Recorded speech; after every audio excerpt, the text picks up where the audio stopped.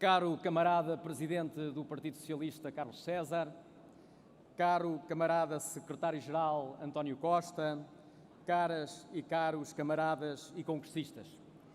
Começo por felicitar o António Costa pela sua reeleição como Secretário-Geral do nosso partido. Desejo-te as maiores felicidades, António, porque o teu sucesso será o sucesso de todos os socialistas.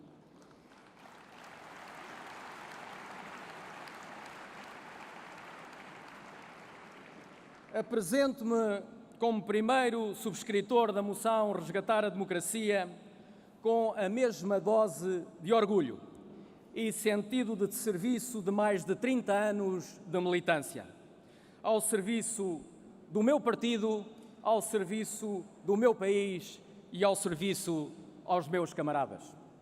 A moção Resgatar a Democracia nasceu de um imperativo de cidadania, sem meios, sem estrelas, sem prime times televisivos, um conjunto de cidadãos, militantes e simpatizantes do PS, oriundos da sua base social de apoio, entenderam que tinham o dever cívico de dar o seu contributo para o debate de ideias no momento mais importante da vida do partido, que é o do seu Congresso Nacional.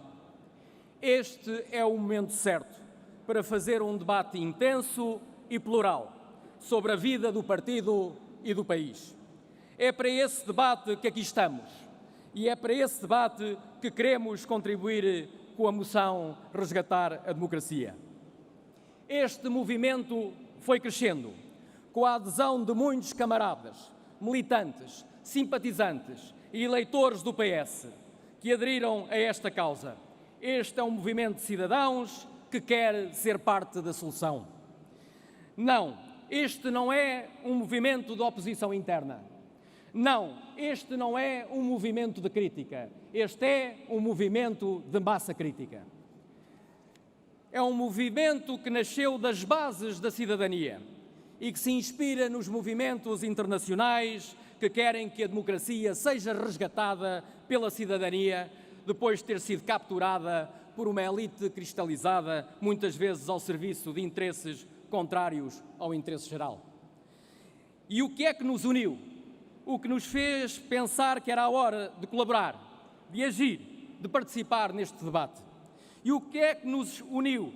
O que nos fez pensar que era urgente esta discussão?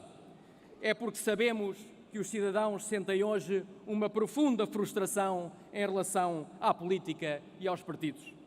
Os estudos internacionais demonstram que os portugueses são os cidadãos europeus que menos confiam nas instituições democráticas.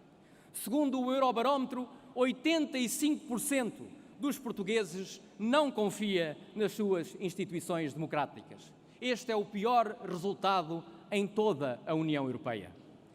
Porque é que é importante este debate aqui e agora?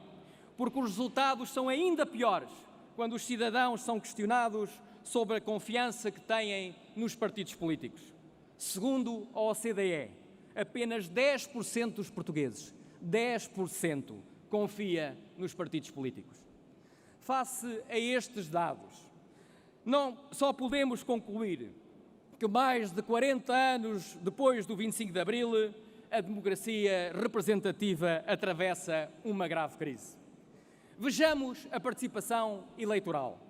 Nas primeiras eleições livres em Portugal, em 1975, votaram 91% dos eleitores.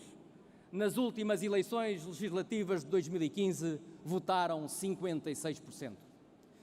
Vejam bem, se somarmos a abstenção, os votos brancos e nulos e os votos nos partidos que não tiveram votação suficiente para ter representação parlamentar, isto soma mais de 50% dos eleitores.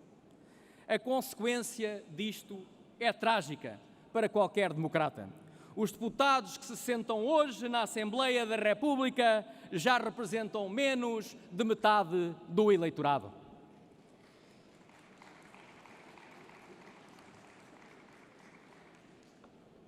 E notem, estamos a falar de eleições legislativas, que são aquelas onde se registram os maiores índices de participação. porque se falarmos no tipo de atos eleitorais, a situação consegue ser ainda pior. Para dar um exemplo, nas últimas eleições para o Parlamento Europeu, votaram apenas um terço dos eleitores. Abstiveram-se 2/3 dos eleitores. Este crescente divórcio entre os cidadãos e a política está a minar a sociedade portuguesa. Camaradas, de nada serve ignorar a realidade. A nossa democracia está doente e é preciso uma terapia de choque. Isto já não vai lá com aspirinas e paninhos quentes. É urgente fazer uma revolução democrática. Precisamos de mudar o sistema político, de alto a baixo, e para mudar o sistema político de forma a aproximá-lo das pessoas, a devolver o poder às pessoas, a fazer com que os cidadãos reganhem a confiança que perderam nas instituições democráticas, são necessárias duas coisas. Temos de mudar os partidos e temos de mudar o sistema de representação política. E será que esta ideia é assim tão estranha e tão ilógica? Em 2014, o nosso camarada Miguel Coelho escreveu um interessante livro chamado Partidos Políticos, que pode ter passado despercebido a alguns, mas que recomendo vivamente e que, no fundo, consistiu na publicação da sua tese académica. Escreve o autor do prefácio do livro Partidos Políticos, e estou a citar: "O pior que pode acontecer aos partidos é fecharem-se sobre si próprios e não terem a capacidade de pensar sobre o seu próprio funcionamento para além do dia seguinte, ou quanto muito das eleições seguintes. Este fechamento contribui e muito para o afastamento do cidadão comum da vida dos partidos." Fim de citação. E mais este trecho extraordinário, que no fundo sustenta e argumenta toda a causa da moção Resgatar a Democracia. E passo a citar: "O grande desafio que se coloca aos partidos é a sua capacidade de estarem abertos à participação cidadã, que vá para além da militância tradicional." Pois bem, caro António Costa, estas palavras são tuas. Tu és o autor do prefácio deste livro. E quero dizer-te que não podia estar mais de acordo contigo. Obrigado, António. Que melhores palavras para apresentar a moção Resgatar a Democracia, senão as do nosso secretário-geral. O que viemos propor a este Congresso, aquilo que representamos e queremos, a nossa causa, a nossa missão, é sintetizada pelas seguintes palavras, e mais uma vez cito do António Costa: "O reconhecimento da figura do simpatizante, ou até apenas e só do eleitor do partido, pode ser um passo importante. A abertura dos partidos constitui, desde logo, um incomensurável contributo para o alargamento da base de recrutamento, mas verdadeiramente deve contribuir para um caldo de cultura permanente, capaz de revivificar o funcionamento dos partidos e estimular a democracia. No fundo, trata-se dos partidos retomarem a sua função inicial, organizar a cidadania ativa a que o sufrágio universal atribui o poder resgatado à aristocracia." E continuo a citar: "Creio que só há dois antídotos para a tendência centrípeta das estruturas partidárias: alargar o universo de participação e aproximar as escolhas dos eleitores. Quanto mais restrito o universo eleitoral, menos diverso e plural será. Quanto mais restrito o universo eleitoral, menos diverso e plural será. As expectativas de diretas abertas visam vencer estes limites, acreditando que, alargando o universo eleitoral, mais se libertará os eleitores e se melhora a concorrência eleitoral. Por outro lado, e continuo a citar, quanto mais próxima à escolha, maior o poder de quem escolhe. Nesse sentido, uma reforma do sistema eleitoral que passa pela criação de círculos nominais, descentraliza o processo de escolha e aumenta a margem dos eleitores na escolha final eleitoral." Fim de citação. Afinal, António, descobri que eu e os outros camaradas que apoiam a moção Resgatar a Democracia viemos a este Congresso com um superior propósito: dar voz às tuas ideias, propô-las ao Congresso, apresentá-las aos delegados, de forma clara e inequívoca, não apenas de forma retórica e meramente proclamatória, mas de forma a que fiquem de uma vez por todas consagradas nos nossos estatutos. Já que os redatores da tua moção não as incorporaram com clareza, pois bem, nós aqui estamos para garantir que as ideias do nosso secretário-geral são cabalmente assumidas e defendidas no Congresso e votadas pelos congressistas. Sem dúvida que este é o caminho, o de transformar um partido de militantes num partido de cidadãos. Os partidos têm de deixar de ser centralistas e hierárquicos, têm de deixar de funcionar em circuito fechado, têm de deixar de ser clubes privados onde está reservado o direito de admissão. A verdade é que os partidos continuam hoje a funcionar da mesma forma que funcionavam há 100 anos atrás, numa lógica de cima para baixo. Nós precisamos, diria mais, a sociedade precisa de partidos que funcionem de baixo para cima, partidos cuja verdadeira força esteja na sua base social de apoio, isto é, nos seus militantes e nos seus simpatizantes. É assim que caminham os partidos socialistas, trabalhistas e sociais-democratas em todo o mundo, que são exemplos extraordinários, Bernie Sanders e Jeremy Corbyn, que, entre outros, demonstram que é possível ser de esquerda, assumir os valores e os princípios de esquerda e dar aos cidadãos a possibilidade de participação ativa de que os partidos tanto precisam. Caro António, conta comigo, porque esta não é uma altura de claudicar e ceder aos caciques e ao aparelhismo. Esta é a altura de fazermos o que tem de ser feito, sem medo, sem truques, sem o cinismo que tantas vezes nos perturba e nos adia como coletivo. É a altura das bases terem poder, dos militantes, dos simpatizantes e dos eleitores assumirem a força que faz do PS o grande partido que tanto deu e continua a dar a Portugal. Queremos resgatar o poder à nova oligarquia que se apoderou dos partidos e devolver aos cidadãos, que são a única fonte de legitimidade numa democracia, esse poder. Precisamos de partidos que funcionem como hoje funcionam as organizações modernas, em rede. Precisamos de transformar o PS num partido aberto à sociedade, onde as decisões são tomadas por todos e não apenas por um pequeno grupo de pretensos, para não dizer pretenciosos, iluminados.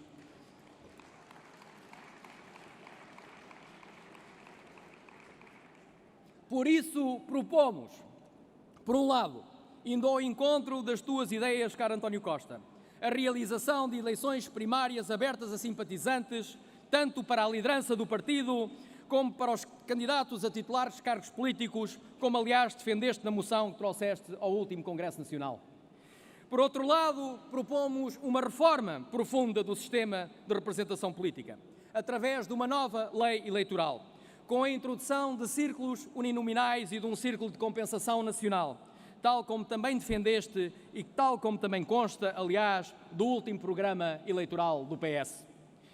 Mas também defendemos a introdução da limitação do número de mandatos dos deputados, porque nós entendemos que a política não é uma profissão, a política é e só pode ser uma missão.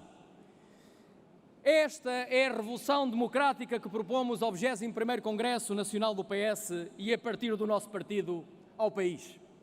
O PS não pode esquecer que a sua verdadeira força não está no aparelho, mas sim na sua base social de apoio. As primárias realizadas em setembro de 2014 foram disso um bom exemplo. Foram uma experiência extraordinária, um caso de sucesso que entusiasmou as pessoas, que mobilizou cerca de 180 mil cidadãos, a grande maioria simpatizantes. Foi um momento forte de afirmação do PS como partido da cidadania e grande ativo da democracia portuguesa. Na verdade, o António Costa é o primeiro líder de um grande partido em Portugal, cuja eleição foi determinada não só pelos militantes, mas principalmente pelos simpatizantes do PS. Esta é a grande vantagem das primárias, alargar o universo de participação eleitoral, conferindo maior legitimidade democrática a quem ganha. É por isso, António, que do ponto de vista da legitimidade democrática, a tua vitória nas primárias mesmo não tendo sido por 95%, conferiu-te muito mais legitimidade aos olhos dos portugueses do que aquela que tiveste agora nas eleições diretas. É com lealdade, olhos nos olhos, que te digo, foi um erro ter interrompido esse processo das eleições primárias. Julgo que o partido ganharia muito em ter dado continuidade a esse processo. E foi um erro também não ter feito primárias para a escolha dos candidatos a deputados nas últimas eleições legislativas. As primárias são uma espécie de primeira volta eleitoral. São um importante teste à capacidade dos candidatos e às suas ideias. E quem sai vencedor num processo de primárias sai fortalecido, porque já criou uma dinâmica de vitória. Um candidato eleito em primárias contra os outros que não o foram, parte claramente em vantagem. É meio caminho andado para ganhar a eleição. Esta é a minha convicção. Se tivesse havido primárias para a escolha dos candidatos a deputados, o PS teria ganho as eleições legislativas e hoje haveria na Assembleia da República mais deputados do PS. Provavelmente, em alguns casos, seriam outros, mas seguramente seriam mais.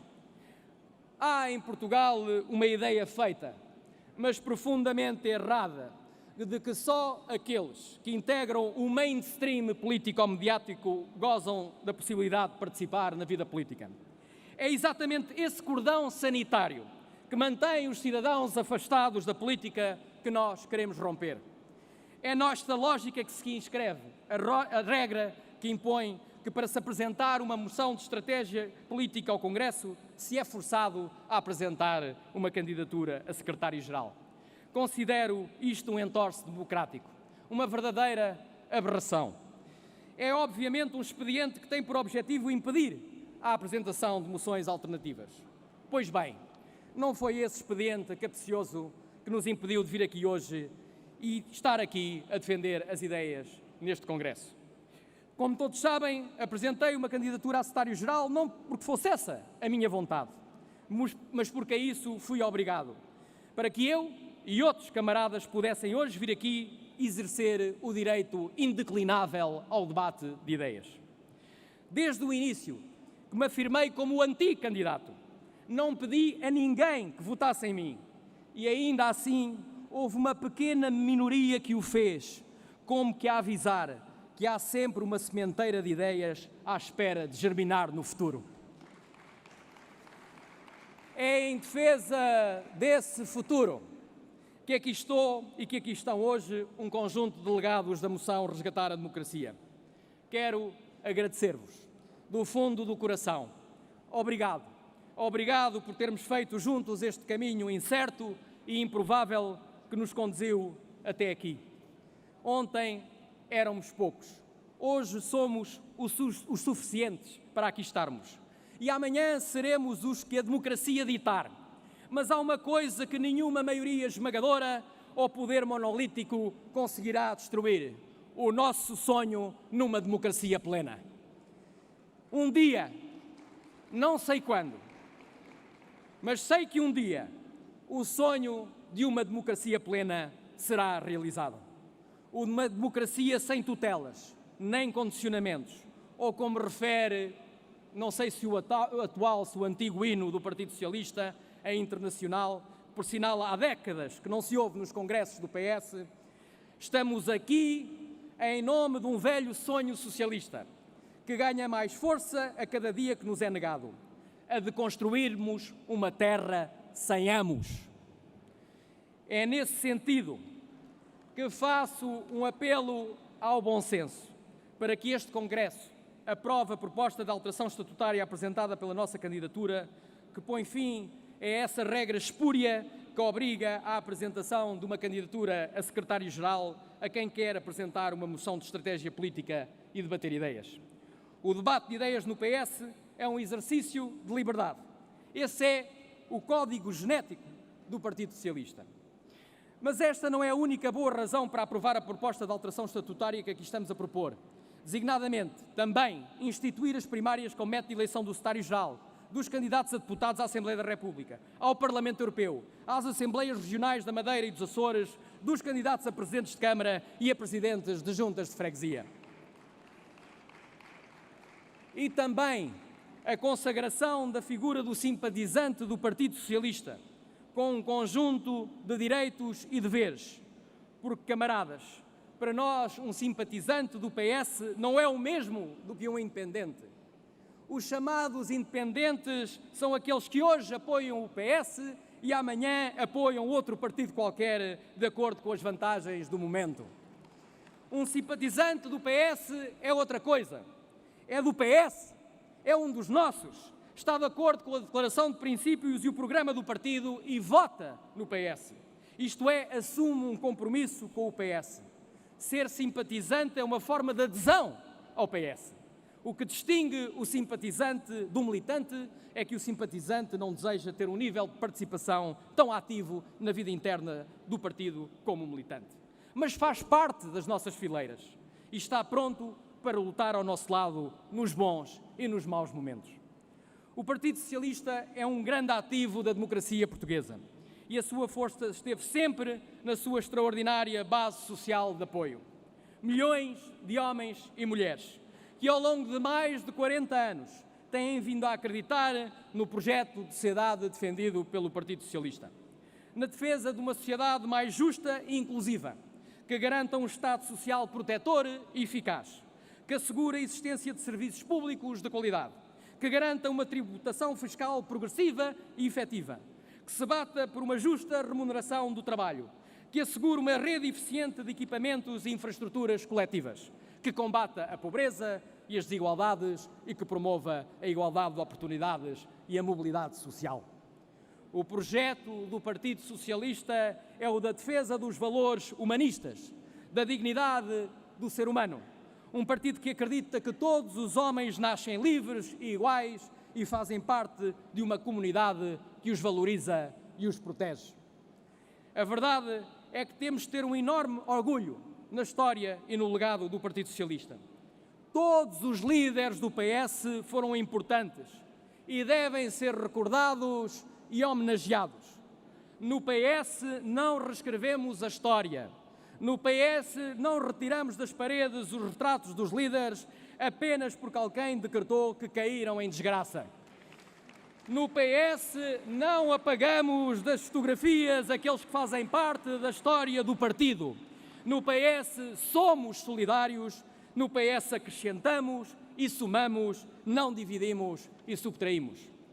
O PS é um partido fundador do regime democrático, que construiu uma relação profunda com a sociedade portuguesa e a quem os portugueses já confiaram por 7 vezes a governação do país, uma das quais por maioria absoluta, fazendo ainda eleger 2 dos seus ex-líderes para o cargo de Presidente da República. No PS temos orgulho em Mário Soares, porque foi o obreiro do Partido Socialista e do regime democrático, da integração europeia, do Serviço Nacional de Saúde e que serviu o país como Presidente da República.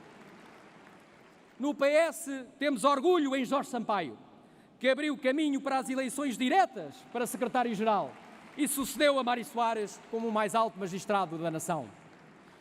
No PS temos orgulho em António Guterres, que serviu o país como primeiro-ministro e deixou marcas indeléveis na sociedade portuguesa, como o rendimento mínimo garantido, a rede pré-escolar e uma política de ciência para Portugal.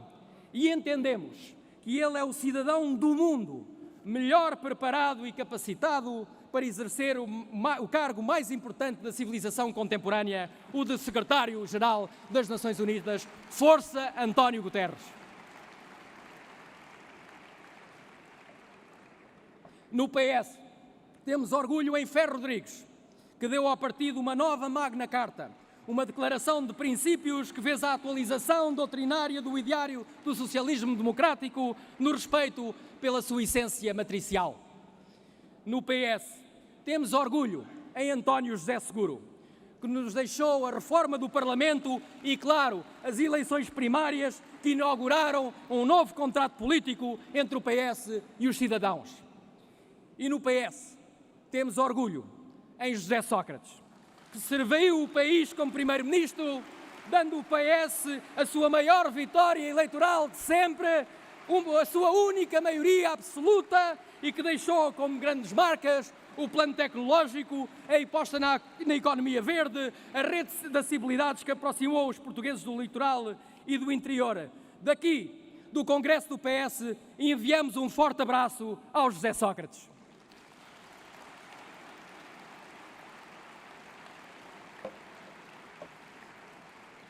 E, finalmente, no PS temos orgulho no atual secretário-geral, António Costa, que em boa hora assumiu funções como primeiro-ministro, com o apoio dos outros partidos da esquerda parlamentar, com o objetivo de romper com um ciclo de pobreza e um ciclo de insensibilidade social liderado por uma direita neoliberal que agravou as desigualdades entre os portugueses.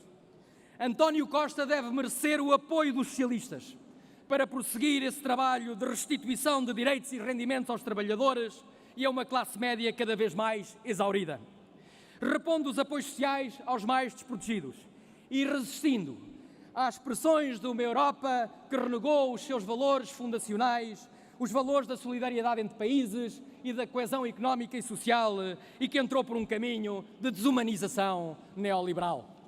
A triste realidade é que Portugal é hoje um dos países mais desiguais da Europa e do mundo desenvolvido. O fosso entre ricos e pobres em Portugal aumenta há 5 anos consecutivos. Em 2011, antes da chegada da Troika, havia cerca de 350 mil portugueses a ganhar o salário mínimo. Hoje há mais de 1 milhão. No último ano, 68,5% dos portugueses declararam oferir rendimentos inferiores a 7 mil euros anuais, o que significa que mais de 2/3 dos portugueses vive com menos de 585 euros por mês. As desigualdades na distribuição de rendimento agravaram-se com o programa de ajustamento. Um ajustamento que foi feito principalmente à custa dos mais pobres e não dos mais ricos. Estudos independentes mostram que nos últimos 5 anos os 10% de portugueses com remunerações mais altas tiveram um corte de rendimento na ordem dos 8%, enquanto que os 10% de portugueses com remunerações mais baixas tiveram um corte na ordem dos 24%, o que significa que os mais pobres dos pobres perderam 1/4 do seu rendimento, que já era muito baixo. A taxa de risco de pobreza em Portugal, antes de apoios sociais, bateu o recorde das últimas 2 décadas e atinge hoje 48%. Isto é, se não houvesse apoios sociais em Portugal, quase metade da população vivia na pobreza. É por tudo isto que tenho a certeza que, como Primeiro-Ministro, António Costa conta com o apoio, não de 94% ou 95% dos socialistas, mas de 100% dos socialistas, que querem que o país avance no caminho de um desenvolvimento que beneficie todos e não apenas um punhado de privilegiados. Os portugueses querem mais democracia política, mas também querem mais democracia económica. Há uma verdade histórica indelével: quem detém o poder detém a riqueza. É por isso que uma redistribuição mais justa da riqueza só será alcançada com uma efetiva redistribuição do poder. Só democratizando o poder será possível democratizar a riqueza. Este é o grande combate dos socialistas. É por isso que aqui estamos todos. É por isso que aqui está o PS. Viva o PS! Viva Portugal!